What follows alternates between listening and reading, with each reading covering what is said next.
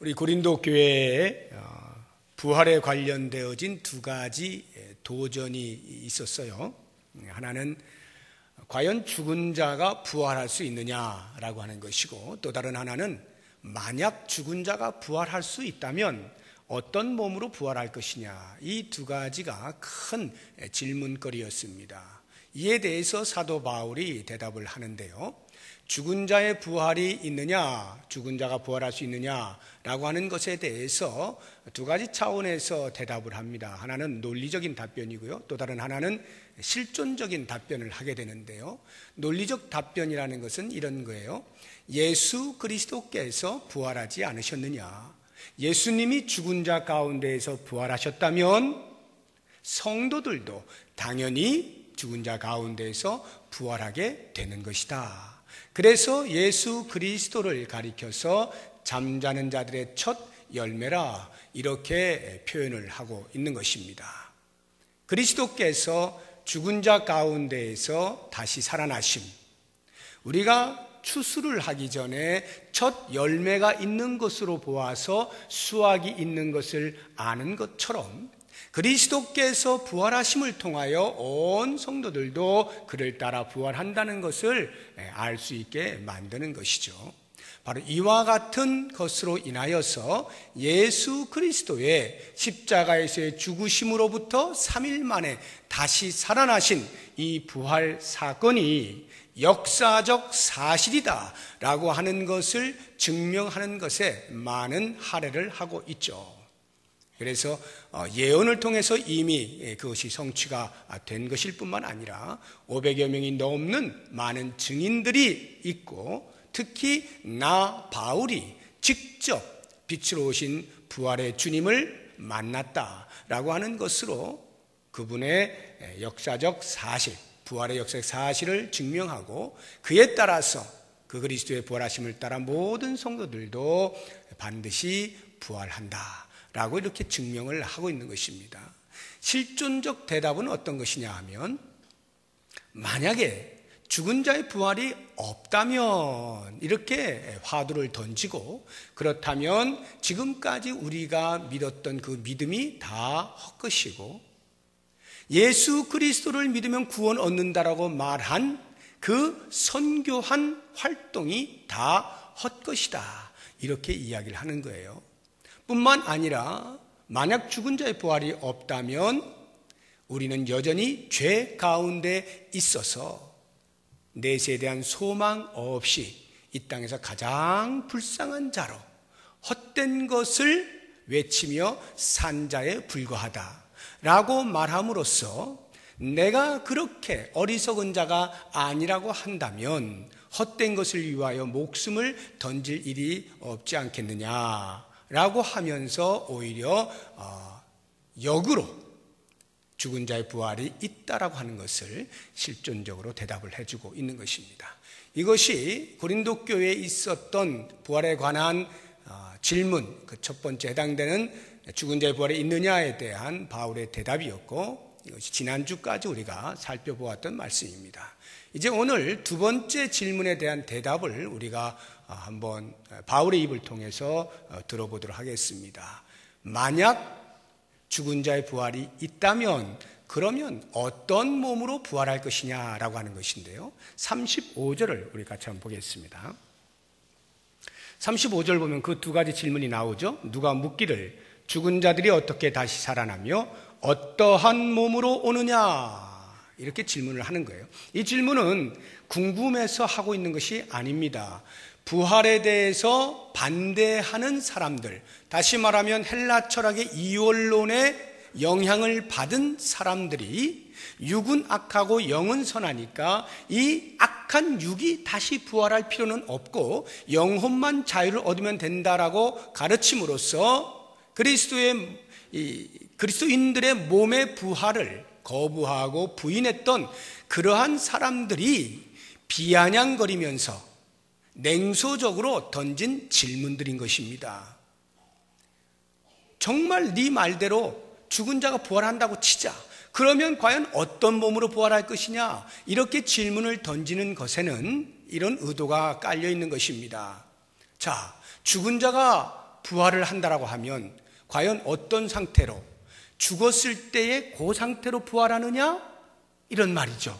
어린아이로 죽었으면 어린아이로 다시 부활하는가? 나이가 들어서 죽었으면 나이 든 주름진 상태로 부활하는가? 병 들어서 죽었으면 그 병든 상태로 다시 부활하는가? 네가 한번 생각해봐라. 그런 식으로 부활이 됐다라고 한들 거기에 무슨 유익이 있고 기쁨이 있겠는가? 또다시 병들고 또다시 늙은 모습으로 그렇게 사는 게 뭐가 좋으냐? 라고 하면서 부활은 없는 거다 라는 그러한 자기 주장을 위해서 냉소적으로 던진 질문이 과연 부활한다면 어떤 몸으로 부활할 것이냐, 이렇게 던지는 질문인 거예요. 이에 대하여서 사도 바울이 대답을 하는데요, 44절을 보시게 되면 그 대답이 나옵니다. 우리 44절을 같이 읽어보겠습니다. 육의 몸으로 심고 신령한 몸으로 다시 살아나나니 육의 몸이 있은즉 또 영의 몸도 있느니라. 바울의 대답은 이겁니다. 비록 이 육체가 죽는다 할지라도 육체가 그대로 똑같이 살아나는 것이 아니다라는 거예요. 육의 몸이 죽었어요. 그러면 신령한 몸으로 다시 살아난다는 거예요. 육의 몸은 가고 영의 몸으로 살아난다라고 하는 것입니다. 신령한 몸으로 다시 부활한다라고 하는 것이죠. 다시 말하면 이 몸이 그대로 부활하는 게 아니라 변화가 된다는 거예요. 그래서 52절을 보면 나팔 소리가 나매 죽은 자들이 썩지 아니할 것으로 다시 살아나고 우리도, 여기 우리는 예수님이 재림하실 때 살아있는 사람들을 말하는 거예요. 우리도 변화되리라.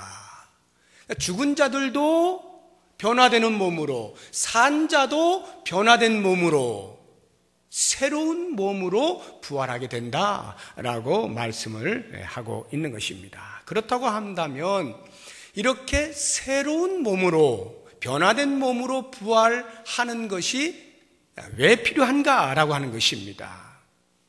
왜 새로운 몸으로 부활해야만 하느냐라고 할 때 그 대답이 50절에 나오죠. 50절을 같이 읽어봅니다. 형제들아, 내가 이것을 말하노니 혈과 육은 하나님 나라를 이어받을 수 없고 또한 썩는 것은 썩지 아니하는 것을 유업으로 받지 못하느니라. 여기에 이유가 정확히 나오죠. 혈과 육은 하나님 나라를 이어받을 수가 없어요. 이 육체의 몸으로는 하나님 나라를 이어받을 수 없습니다. 왜냐하면 썩는 것은, 썩지 아니하는 것을 유업으로 받지 못하기 때문입니다. 우리의 몸은 썩지 않습니까? 이 물질로 되어 썩잖아요. 그 썩는 몸으로는 썩지 아니하는 하나님 나라를 유업으로 받을 수가 없기 때문에 우리의 몸은 반드시 부활할 때 다시 썩을 수 있는 몸으로서가 아니라 썩지 아니하는 몸으로 부활하게 된다, 변화된 몸으로 부활하게 된다라고 하는 것입니다. 그래서 우리의 새로운 몸이 과연 어떤 몸일 것인가 궁금하지 않습니까? 사도 바울이 그에 대한 대답을 하는데요, 제가 이렇게 쭉 묵상을 해보니까 바울도 자기가 직접 경험한 게 아니잖아요. 죽어서 부활할 때 어떤 몸으로 부활되는지 직접 경험한 게 아닙니다. 상상을 하는 것이죠. 이 바울의 입을 통하여서 어떠한 몸으로 부활하게 될 것인가에 대해서 우리가 바울이 말하는 만큼만 한번 유추하여 따라가 보도록 하겠습니다. 42절을 보시기 바랍니다. 42절 43절 같이 읽어봅니다. 죽은 자의 부활도 그와 같으니 썩을 것으로 심고 썩지 아니할 것으로 다시 살아나며 욕된 것으로 심고 영광스러운 것으로 다시 살아나며 약한 것으로 심고 강한 것으로 다시 살아나며. 거길 보시면 부활하기 이전의 몸과 부활한 이후의 몸의 차이를 대조해 놓고 있는데, 부활 이전의 몸은 썩는다, 욕된 것이다, 약한 것이다, 이렇게 표현을 하고요. 부활 이후의 몸은 썩지 아니한다, 영광스러운 것이다, 강한 것이다, 이렇게 표현합니다. 과연 무엇을 기준으로 이렇게 대조를 하고 있는 것일까 생각해 볼 때 죄입니다. 죄.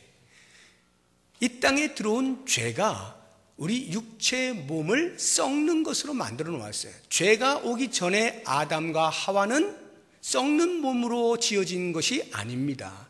그런데 죄가 들어오게 되면서 썩게 되어지고 욕된 것이 됩니다. 죄에 오염되었다 이 말이에요. 그리고 약해질 수밖에 없죠. 더 이상의 하나님의 형상대로의 권세를 누리지 못해요. 이게 육체의 몸을 가지고 있는 특징입니다.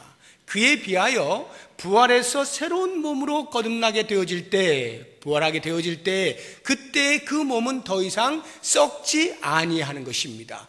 영광스럽습니다. 강한 겁니다. 죄에 더 이상 노출되지 않는다. 죄의 영향을 받지 않는 몸이 된다라고 하는 것이죠.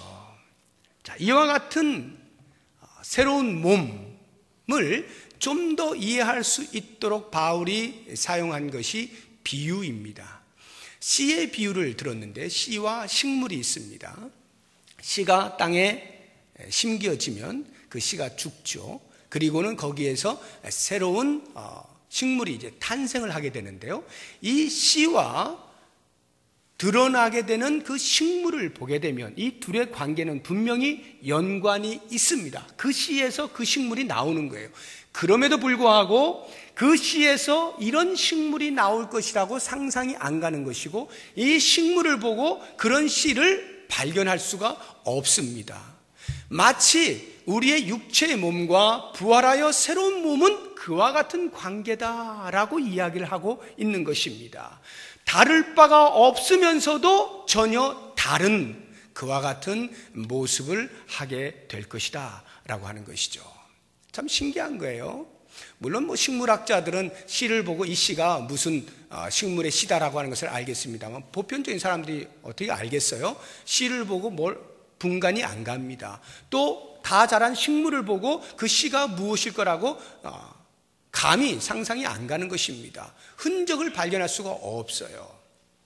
그런 것처럼 우리의 부활의 몸은요, 이 육체의 몸과 분명한 연관이 있으면서도 전혀 다른 모습을 하고 있다라고 하는 것입니다. 자, 그렇다고 한다면 이와 같은 이 몸의 부활이 왜 중요하냐라고 하는 거예요. 왜 그렇게 몸의 부활을 말하느냐는 것이죠. 그것은 딱 한 가지예요. 우리에게 최후의 승리를 보장해 주는 것이기 때문에 그렇습니다. 모든 성도들에게 최후의 승리를 보장해 주는 것입니다. 54절 한번 보시기 바랍니다. 54절 다 같이 읽어봅니다. 이 썩을 것이 썩지 아니함을 입고 이 죽을 것이 죽지 아니함을 입을 때에는 사망을 삼키고 이기리라고 기록된 말씀이 이루어지리라. 네. 거기 말씀을 보시게 되면 사망을 삼키고 이기리라 하는 그 사망을 삼키고 이기는 때가 언제냐 하면 바로 이와 같은 때라는 거죠. 죽을 것이 죽지 아니함을 입을 때. 다시 말하면 우리의 육체는 썩어져 없어지지만 부활하여 변화된 몸으로 드러나게 되는 바로 그 순간에는 더 이상 사망이 우리를 지배하지 못하는 것입니다. 여러분 한번 생각을 해보십시오. 우리의 신앙생활을 해나가는 일에 있어서 신앙인이든 비신앙인이든 모든 인류에게 있어서 동일하게 부닥치게 되는 문제 하나가 있죠. 궁극적으로 만나게 되는 문제가 뭡니까? 그것은 죽음입니다. 이 땅을 사는 동안에 만나는 문제들은요, 어떤 사람들은 건강상의 문제를 만날 수가 있어요. 질병을 가지게 될 때에 이걸 어떻게 하나, 이런 문제가 있을 수가 있습니다. 또 어떤 사람들은 사업을 하는데 크게 어려움을 겪어요. 재정적인 문제로 이걸 어떻게 하나, 이런 문제에 봉착할 수도 있습니다. 그런 문제들이 전혀 없는데 나는 내 자녀가 왜 이렇게 말을 안 듣고 올바른 길로 가지 않는지 그게 문제야 라고 하는 사람도 있습니다. 이런 사람들은요, 전부 그것이 바로 잡아지면 해결이 되는 거예요. 이 땅을 사는 동안에 일어나고 있는 문제들은요, 오고 가면서 이렇게 저렇게 해결이 되거나 아니면 그냥 지나가거나 됩니다. 그런데 죽음이라고 하는 것은요, 해결이 안 돼요. 어떤 누구도 해결을 못합니다. 지금까지 인류 역사상 죽음을 이겨보기 위해서 권력을 가진 사람들 또는 많은 물질을 가진 사람들이 노력을 안 한 바가 아니죠. 그래서 뭐 진시황이 불로초를 구했다든지 하는 등등 이러한 이야기들, 또는 이집트의 미라 같은 것들이 다 그런 어떤 죽음을 극복하고 죽음 너머를 바라보면서 그런 일들을 하는 것 아닙니까? 많은 사람들이 죽음을 이겨보려고 애를 쓰지만 어느 누구도 죽음을 이겨낸 사람은 없어요. 앞으로도 역시 마찬가지입니다. 그러므로 인류에게는 가장 궁극적인 본질적인 문제는 죽음인데요. 바로 이 죽음이라고 하는 문제를 우리가 안고 살면서 만약 이것을 이길 수만 있다면 그보다 더 큰 일이 어디 있겠어요? 모든 게 다 해결되는 거죠. 궁극적인 문제가 해결된다면 다 해결되는 것 아니겠어요? 그런데 우리 성도들을 보세요. 예수를 믿지 않고 죽은 사람이나 예수를 잘 믿고 죽은 사람이나 죽는 것이 매일반인 거예요. 그러니까 신앙이 없는 사람들이 얼마든지 비웃을 수 있는 거예요. 너희들 뭐 예수 믿는다고 뭐 어쩌고 저쩌고 하는데 그래서 죽음을 이긴 사람 있어? 너나 나나 똑같은 거 아니야? 이렇게 이야기를 할 수가 있어요. 그렇습니다. 맞습니다. 우리의 이 육체의 몸이 썩는다라고 하는 차원에서는 다를 바가 전혀 없어요. 그런데 정말 중요한 게 있죠. 예수 믿는 사람에게는 이 몸의 부활이라고 하는 게 있잖아요. 몸의 부활을 바라보는 신앙이 있지 않습니까? 그래서 이게 중요하다는 거예요. 몸이 부활하게 되는 그 순간에 더 이상 사망이 나를 지배하지 못해요. 우리가 왜 이 땅에서 죽음 앞에 벌벌 떠는 겁니까? 그것은 사망이 우리를 지배하고 있기 때문이에요. 죄라고 하는 것이 우리를 쏘는 거예요. 사망의 독침을 넣어서 쏘는 거예요. 그러니까 그것을 맞고 우리들이 힘을 쓰지 못하는 거죠. 사망이 우리를 지배해버리는 것입니다.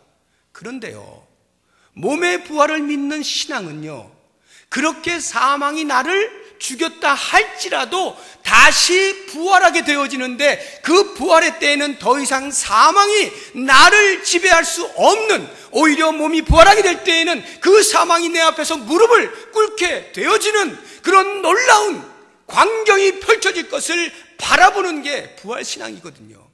이게 몸의 부활이에요. 그러니까 몸의 부활을 믿는 신앙은 이 땅의 모든 것을 다 가진 자보다 더 중요한 것을 얻고 있는 거죠. 사망으로부터 자유한 자로 살아가게 되는 것이잖아요. 그래서 사도신경을 보게 되면 뒷부분에 죄를 사하여 주시는 것과 그 다음 뭐가 있죠? 몸이 다히 사는 것과 그 다음 영원히 사는 것을 믿습니다. 몸이 다시 사는 것을 믿는 거예요. 이게 그렇게 중요한 것입니다. 자, 그렇다고 한다면 여러분, 이제 우리가 몸의 부활을 믿는 사람으로서 더 이상 사망이 나를 지배할 수 없는 것을 알고 사는 사람으로서 그러면 이 땅을 사는 동안에 어떻게 살아야 할 것이냐라고 하는 것을 사도 바울의 입을 통해서 간단한 교훈을 세 가지를 살펴봅니다. 그 첫 번째가 몸의 부활을 믿는다면 이제 더 이상 사망 앞에 벌벌 떨지 말고 사망에게 사망 선고를 내리며 당당하게 살라 하는 것입니다. 55절 같이 읽어봅니다. 사망아 너의 승리가 어디 있느냐? 사망아 내가 쏘는 것이 어디 있느냐? 자, 이 말씀은 원래 한 800년 전쯤에, 이때로부터 약 800년 전쯤에 호세아 선지자가, 구약의 호세아 선지자가 이미 이렇게 선포하였던 말씀이에요. 호세아서 13장 14절에 보면 내가 그들을 수월의 권세에서 속량하며 사망에서 구속하리니 사망아 내 재앙이 어디 있느냐? 수월아 내 멸망이 어디 있느냐? 뉘우침이 내 눈앞에서 숨으리라. 이미 호세아 선지자를 통하여 사망에 대하여 사망 선고를 내려놓았어요. 너의 재앙이 어디 있어? 사도 바울이 그 말씀을 이렇게 바꾸어서 인용을 하는 겁니다. 사망아, 너의 승리가 어디 있느냐? 사망아, 내가 쏘는 것이 어디 있느냐? 너는 네가 승리했다라고 생각하고 너는 네가 쏘고 있는 그 독화살에 맞아가지고 인류가 꼼짝 못한다라고 생각하지만 정작 그리스도의 재림의 때에 온 성도들이 부활하게 되어지면 그때 너는 납작 엎드리게 될 거야. 당당하게 선포하라 라고 하는 말씀이에요. 여러분, 이 땅을 우리가 사는 동안에 죽음보다 무서운 게 어디 있어요? 그 사망이 우리에게 큰 소리를 치고 있는 것 같이 보이지 않습니까? 너는 꼼짝 못해. 내가 너 죽이는 거야. 사망이 큰 소리를 치는 것 같지만 사실은 이 사망이 언젠가 예수님이 재림하시는 그날에는 자기가 더 이상 힘을 쓰지 못하는 것을 알고 있기 때문에 그게 무서워서 큰 소리를 치는 거예요. 이 땅에 있는 동안에 할 수 있는 대로 소리를 쳐보자는 것입니다. 우리가 그 소리를 듣고 벌벌 떨어서야 되겠냐 이 말이에요. 몸의 부활을 믿는 부활신앙을 가진 사람들은 이미 그리스도의 재림의 때에 우리 앞에 무릎을 꿇게 되어질 그 사망에 대하여 지금 선포할 수 있는 거예요. 비록 내 육체는 죽일 수 있을지 몰라도 그 육체의 부활을 막지는 못하잖아요, 사망이. 그러니까 그 사망 앞에 큰 소리를 칠 수 있어요. 사망아, 너의 승리가 어디 있느냐? 이미 주님이 나를 승리케 하셨다. 이러한 담대함으로 서게 되면 죽음을 두려워하지 않는 사람 앞에 무엇이 장애가 될 수가 있겠습니까? 여러분들 이 55절의 말씀을 집에 가서 읽으실 때 그냥 읽지 마시고 한번 큰 소리 치면서 읽어보세요. 사망을 앞에 딱 두고, 사망을 딱 앞에 두고, 사망아 너의 승리가 어디 있고, 사망아 네가 쏘는 게 어디 있냐? 큰 소리 한번 빵 쳐보세요. 가슴이 뻥 뚫립니다. 혹시 질병으로 인해서 또는 육체가 나이가 들어감에 따라서 죽음을 눈앞에 두고 있다라고 생각하시는 분들 계십니까? 알 수가 없어요. 젊고 싱싱한 사람도 언제 어떻게 하나님 앞에 불려갈지 모릅니다. 죽음을 예비할 수 있는 사람은 아무도 없어요. 모두가 죽음을 기다리고 있는 사람이라고 할 때 그 죽음에 대해서 큰 소리 치는 사람은 나이가 든 사람이든 병중에 있는 사람이든 상관하지 아니하고 이미 승리한 사람 아닙니까? 몸의 부활을 신앙의 눈으로 바라보면서 사망 앞에 큰 소리 치면서 당당하게 살아갈 수 있는 여러분 되시기를 주의 이름으로 축복합니다. 두 번째로 몸의 부활을 믿는 사람은 감사의 삶을 살 수가 있어요. 57절을 같이 한번 읽어보도록 하겠습니다. 우리 주 예수 그리스도로 말미암아 우리에게 승리를 주시는 하나님께 감사하노니. 지난 주일이 추수감사 주일이었습니다. 추수감사 주일을 맞이하면서 여러분들이 한 해를 아마 돌아보셨을 겁니다. 혹시 한 해를 돌아볼 여유조차 없이 힘들게 사시는 분들도 계실런지 모르겠습니다.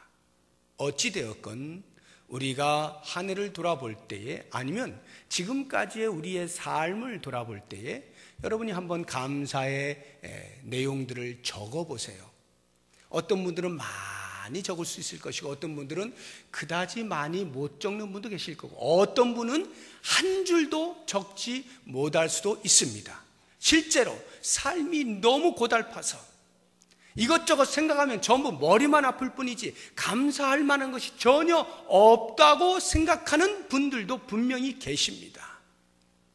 이렇게 단 한 줄조차도 적을 것이 없다라고 생각되어지는 분들에게 제가 오늘 말씀을 드리는 거예요. 여러분, 이미 우리는 이 한 가지로 모든 것들을 다 이뤄도 될 만큼 충분한 감사의 내용이 있어요. 그게 바로 사망을 이기는 몸의 부활, 그리스도를 따라서 부활하게 되어지는 이 사실을 알게 되어질 때 어떤 다른 감사의 조건들을 다 합친 것보다도 더 크고 충분한 감사의 조건입니다. 우리 인생에게 죽음보다 더 큰 문제가 없다라고 말씀을 드렸는데 이미 그것을 해결받은 자로 살아가고 있는 것 아닙니까?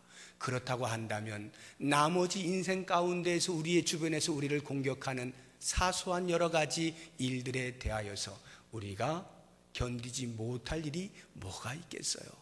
가장 중요한 죽음의 문제를 해결받은 사람이 다른 그 무엇으로 더 감사의 조건을 계속해서 찾아야 하겠습니까? 사랑하는 여러분, 이것이 정말로 내 가슴 깊은 데서부터 고백이 될 수 있을 때 그 사람은 드디어 부활 신앙의 깊이를 더하게 되어지는 것이고, 그러한 사람의 입에서는 감사가 끊어질 수가 없어요. 어떠한 상황 속에서도 이미 사망의 지배로부터 자유한 자로 살아가는 이 한 가지 사실만으로 얼마든지 우리는 감사를 외치며 살아갈 수가 있는 것입니다. 그러므로 이 기본 위에 하나님께서 보너스로 이것저것 주시면 그거 그냥 감사하면 되는 거고, 안 주셔도 돼요. 그 보너스 안 주셔도 이미 충분해요. 이미 충분해요. 하나님의 자녀로 하나님과 영원토록 살게 되어지는 이 부활의 신앙을 간직한 사람은 이미 충분한 것으로 살아가고 있는 거예요. 그러므로 사랑하는 성도 여러분, 이 한 가지만으로도 우리의 입에서 감사가 끊어지지 아니하는 감사의 생활이 넘쳐날 수 있기를 주의 이름으로 축복합니다. 이제 마지막 세 번째로 몸의 부활을 믿는 사람은 이렇게 삽니다. 58절 같이 읽어보겠습니다. 그러므로 내 사랑하는 형제들아, 견실하며 흔들리지 말고 항상 주의 일에 더욱 힘쓰는 자들이 되라. 이는 너희 수고가 주 안에서 헛되지 않은 줄 알미라. 아멘. 주의 일에 더욱 힘쓰는 자로 살아갈 수가 있어요. 최고의 약속은 우리에게 최고의 헌신을 요청하기도 합니다. 우리가 다시 부활한다라고 하는 것, 썩지 아니할 영광스러운 몸으로 부활한다는 것, 그래서 영원토록 주님과 함께 산다라고 하는 이 확실한 약속, 최고의 약속은 오늘 이 시대를 살아가고 있는 우리의 삶에서 최고의 헌신을 요청하기도 하는 거예요. 그게 뭡니까? 주의 일에 더욱 힘쓰는 자들이 되라. 이 말씀은요, 힘쓸 수 있는 상황일 때만 힘쓰는 것을 말하는 게 아니죠. 때로는 우리의 힘이 빠져버릴 때, 어깨의 힘이 다 처져버릴 때, 그러한 순간이 오는 때에도 여전히 우리는 주의 일에 힘쓸 수 있는 자다라고 하는 것이에요. 바로 이 일을 위해서 우리는 믿음이 흔들리지 아니하도록 견고하게 뿌리를 깊이 내려야 합니다. 그리스도의 십자가의 희생의 은혜와 그 부활의 능력들을 여러 사람들이 이런 모양 저런 모양으로 갉아먹으면서 그 복음을 변질시키려고 할 때에, 또는 일어나는 여러 가지 현상들로 인하여 그 복음을 약화시키려고 할 때에 거기에 흔들 거리지 아니하고 견고하는 겁니다. 믿음의 뿌리를 깊게 내리는 거예요. 부활의 신앙을 깊게 내리는 거예요. 흔들리지 아니하는 거예요. 그리고는 그 부활의 신앙으로 인하여 주께서 우리에게 요청하시는, 우리에게 맡겨주신 사명을 완수할 때까지 열심을 다하여서 더욱 힘쓰는 자가 될 때 그 모든 수고가 결코 헛되지 아니하다는 것을 우리의 부활 신앙이 증명을 하고 있는 것입니다. 사랑하는 성도 여러분, 우리에게 주어져 있는 사명이 무엇입니까? 나에게 주어져 있는 사명이 뭐예요?